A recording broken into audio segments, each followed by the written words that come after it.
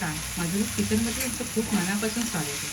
आज मी तुम्हाला मोळ्याची भाजी करण्याची सोपी पद्धत दाखवणार आहे. एकदम सोपी पद्धत आणि खायला मात्र अप्रतिम लागते आणि पटकन होते. काही साहित्य फारसं लागत नाही.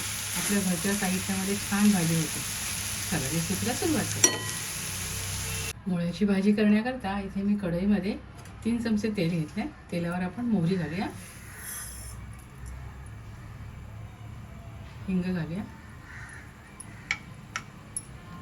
मोहरी छान फुलली आहे. आता आपण तेलावर मिरची आणि लसूण घालूया. सोपी भाजी आणि पटकन चवीला इतकी भारी लागते ना. ही मिरची लालसर झाला की आपण त्यावर कांदा घालूया. कांदा आपल्याला खूप लालसर नाही करायचं. बघा रंग बदलला ना, आता रंग बदलेपर्यंतच कांदा आपल्याला शिजवायचा. त्यावर आपण हळद घालूया, चवीप्रमाणे मीठ घालूया,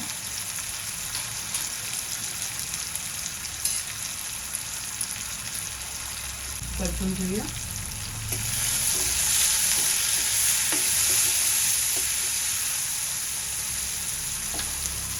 आणि यावर आपण चिरलेली मोळ्याची भाजी घालूया. तर मी अशी चिरून घेतली.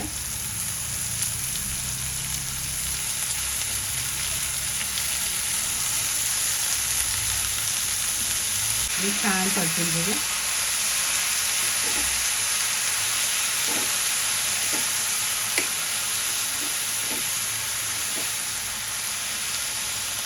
भाजी 5 मिनिटं आपण छान शिजून देऊया.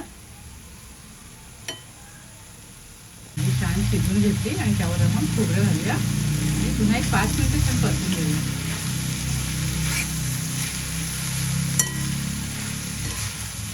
मस्त दिसते ना भाजी.